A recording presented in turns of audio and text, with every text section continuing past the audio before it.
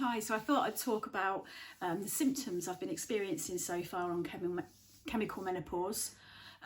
That's one of them. And I'm just going into, it's the second month now, a week or two into that. So there's been quite a list of symptoms, and obviously it's going to be completely different for everyone. So just because I'm getting these symptoms, it doesn't mean you will if you go through the chemical menopause. But the symptoms I'm getting are just common symptoms, I would say, that are things that are listed in there as some of the things that you can experience from what I understand. So to give it a bit of context, when I first got it agreed that I would go through this as a best course of action, I wasn't given a great deal of information, and I thought, okay, that's okay, when I get to my appointment I'll be told before they do the injection. And I got to the appointment for the injection, and they basically just stuck me in the top of the bum with a needle, and they weren't in a position to be able to give me any more information.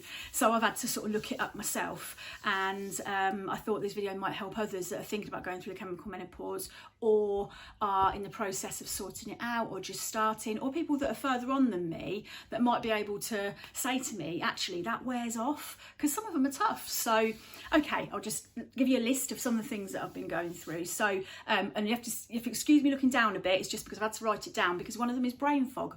So if I didn't have it written down, I'd just forget what I'm talking about in about 3 seconds time. So tremors, and what I mean by that is there's been a bit of shaky hands. I do get that sometimes anyway with my PMDD, but I've noticed it seems to be exacerbated a little bit with this, so I'm a bit shaky quite a bit of the time. Temperature changes, so hot flushes, completely used to it. That's been a part of my PMDD for a long time, because my SSRIs cause a bit of a serotonin overload, and I do get really hot flushes a lot of the time. But what I've found is I get temperature changes now, so I can have goosebumps and feel really cold on my body, but then still have a hot flush on my face, or I can feel too hot all over, but the next second I feel like a bit goosebumpy. And at first I thought maybe I was coming down with something, but actually it's been consistent the whole time I've been on this medication, so that seems to be something that just happens for me.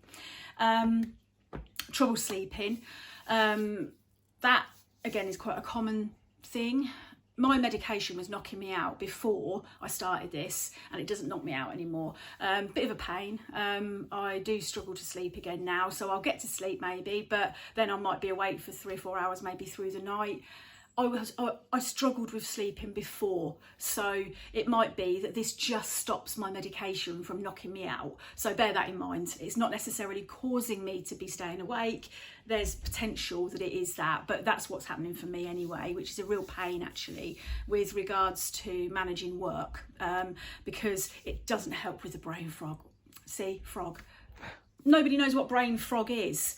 I stutter over my words a lot. I get the letters in the wrong order, etc., and it's really embarrassing, but that is something that's happening quite a bit.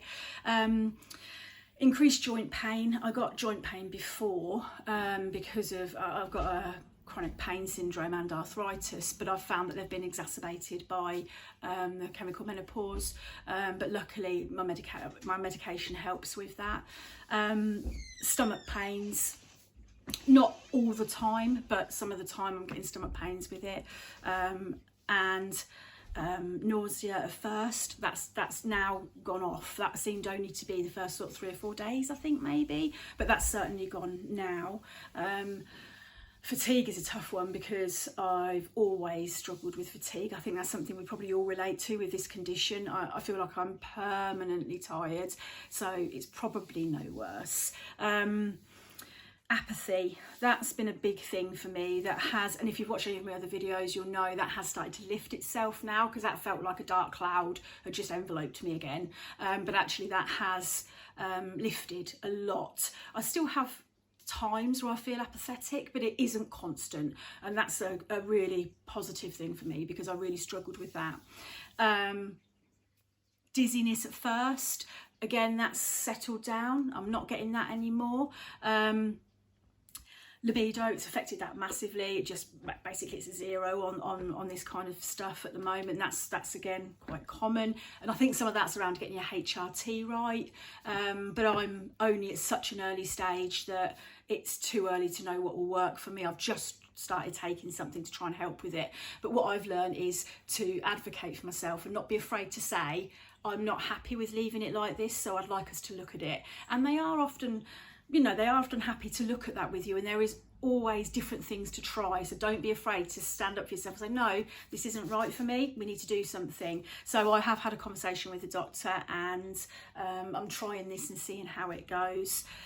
So the two biggest things that I think for me that have hit me probably the hardest at the moment have been period.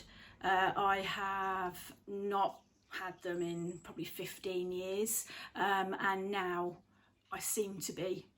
So that's quite distressing. I'm not keen at all, including all the cramps, and I got them really bad as a young person, and I was on all different types of contraceptives to stop that, and now it feels like all that's stripped back and I'm back to how I was then. So I got them, they're so debilitating, and that's really disappointing at 47 to start going through that again.